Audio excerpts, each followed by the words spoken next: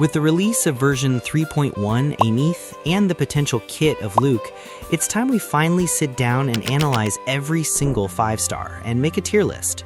Some important notes: this is not a damage-only tier list. We're ranking overall value, prioritizing multiple aspects like damage per second, team synergies with and without best-in-slot supports, especially for newer units.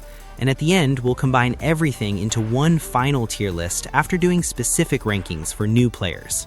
Okay, starting with version 1.x on-field DPS. Let's start with Jinhsi. She was one of the premium DPS launched in 1.x, and she's still a decent DPS, but she falls way short when we compare her damage to current DPS units. She does get new teams with Lynae and Mornye, but since she's a main on-field DPS, we have to judge her DPS potential harder. Her best teams are mainly with Zhezhi, Cantarella, and more recently with Mornye and Lynae, but even then, she doesn't come close to the top DPS units. I'm putting her in C tier. We won't go too deep into 1.x DPS because we already made a tier list video, and not much has changed other than the addition of Lynae and Mornye, who are basically best in slot for a lot of older units. We also made a video about that, so do have a look. Next up, Jiyan. He got a massive buff with the release of Iuno, and he's heavily carried by her, which pushes his team DPS way higher. That's why he's the strongest 1.x DPS.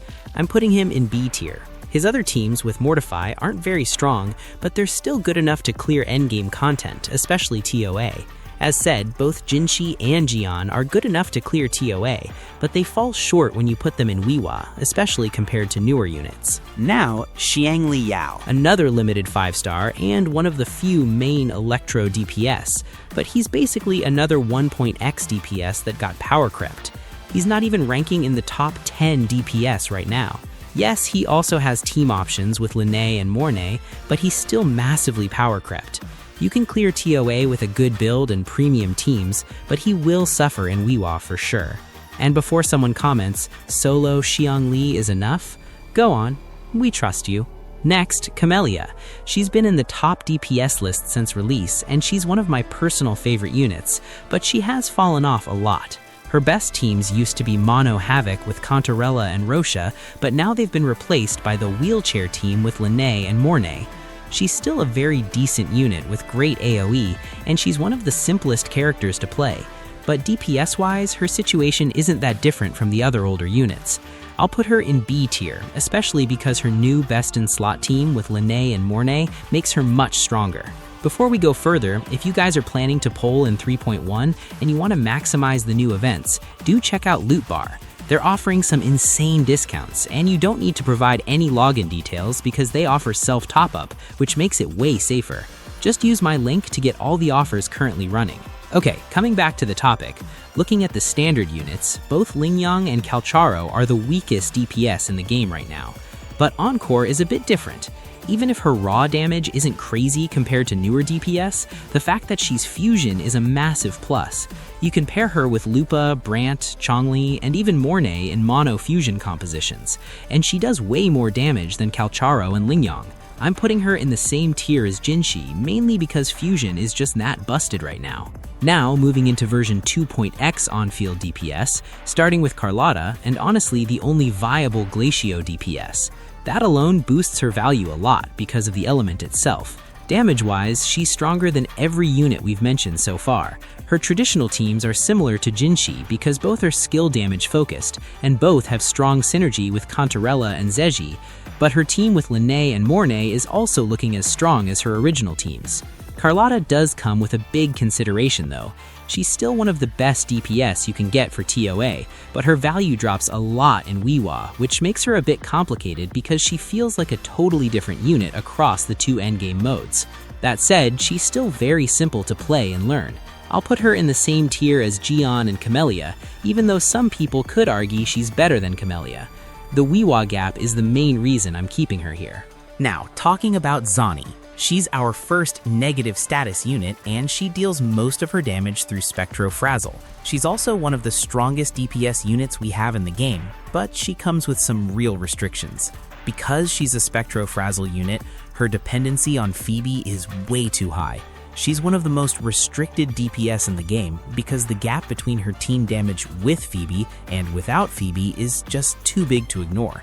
But with Phoebe, she's incredibly strong, and she's currently the best DPS in the game, at least for a few more weeks. She also has some disadvantages. She's not very good against enemies with fast movement because she prefers close combat, and she's also one of the most difficult characters to play, with an insane number of combos and rotations. A casual player can easily lose a lot of DPS just from execution. That's why, even though she has slightly higher DPS potential, I'm still ranking her in the same tier as Carlotta. Now coming to Cartethyia. She's currently the second best DPS, after being the strongest DPS for almost a year. She's also the second negative status DPS we got after Zani. And yes, she has a dependency too, mainly on Ciaccona, but I'm not putting her dependency on the same level as Zani because she does have other options, like Arrow Rover and Chisa. Since she's the second best DPS, you're almost never going to face a damage issue with her. With the right investment, she'll clear basically everything.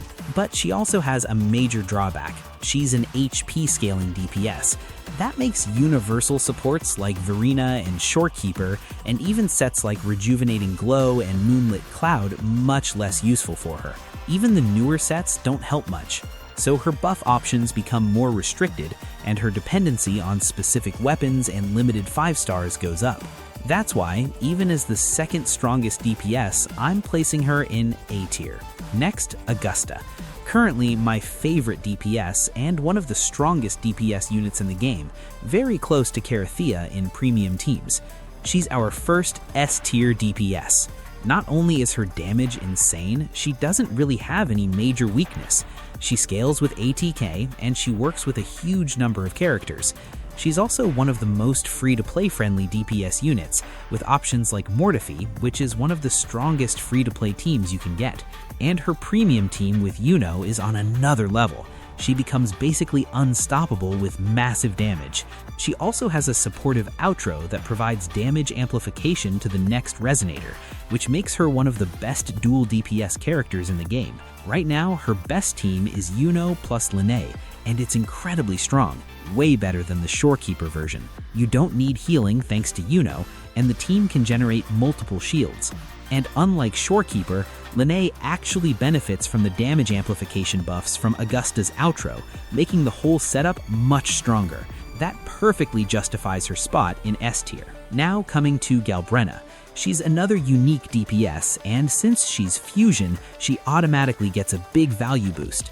She has mono fusion options like Lupa and Brant, and since she's also an echo skill damage dealer, she has strong team options with Phrolova and Jiyan. She can also run setups like Lupa plus Mornye, because she deals heavy attack damage and works well with heavy attack buffers, so she ends up being an extremely versatile DPS. And since we already know Kuro is going to release more and more echo skill focused units in the future, her long-term value looks even better. Her old downside of being stuck with supports like Whiwan is basically gone now. She's easy to play and she does massive damage, so she's no doubt another S-tier DPS. Finally, our last DPS, Aemeath. She's currently the best DPS in the game, and again, being fusion gives her multiple team options right away. On top of that, she has special mechanics like Toon Break and Fusion Burst, which give her even more archetypes. She can work with traditional mono-fusion supports, newer supports like Lynae and Mornye, and she can also build Fusion Burst-style teams with Chisa plus future support options. She's extremely easy to play, and there's basically no reason not to put her in S tier. So, that's the full DPS tier list, and for anyone wondering about units we didn't mention, we're covering them in the hybrid section. Okay, now talking about hybrids. Let's start with the version 1.x units. Yinlin was launched as a dedicated buffer and sub-DPS for Electro teams because her outro provides Electro damage and Liberation damage, which used to match Xiangli Yao perfectly. But right now, with Xiangli Yao falling off and Yinlin no longer being his best-in-slot option, her overall value is pretty low, so I'm placing her in C tier, and she's not worth heavy investment at the moment. Now, talking about Changli, she was originally seen as a main DPS, but over time, with new units and newer metas, her role has changed a lot. Thanks to her very fast field time and supportive outro, her best teams, both current and future, are leaning more toward using her as a buffer. And because she's fusion, that's a massive advantage. She works extremely well in mono fusion setups, pairing with almost every fusion DPS. And because her rotation is fast, she's also excellent in dual DPS teams. So even after almost 2 years, she's still an A-tier unit. Next, Zhezhi. On release, she was seen as a broken unit, with huge team buffs, especially for Carlotta and Jinhsi, who were top DPS at the time. But as those DPS units got weaker relative to the meta, and newer options started replacing Zhezhi in their teams, her overall value dropped. That said, she'll still be one of the best options for coordinated attack teams and skill damage dealers, so for now, I'm putting her in B tier. Now, Phoebe is also a B-tier unit because she doesn't really have a team outside of Zani, and with future power creep coming, it's hard to justify pulling her purely for value. Chisa also lands in B tier. Even though she's a newer unit, she's one of the weakest value picks in Rinashita. She has potential teams with Cartethyia and Aemeath, but her value in those teams isn't really worth pulling her for. For Cartethyia, you can replace her with Arrow Rover, which is a free unit. And for Aemeath, she's not best in slot either, because you're almost guaranteed to get a dedicated support later. Now for another negative status unit, Ciaccona. She's more flexible than Chisa, she's stronger, and she has 2 real team options with Zani and Cartethyia. She can also be played alongside Lynae and Iuno, and she does a decent amount of damage herself. I'm placing her in A tier, though you can argue her being slightly lower. It's close. Now, Lupa is our first S tier unit, easily. She's the best fusion support you can get on your account, and she's a core reason why fusion is so broken right now.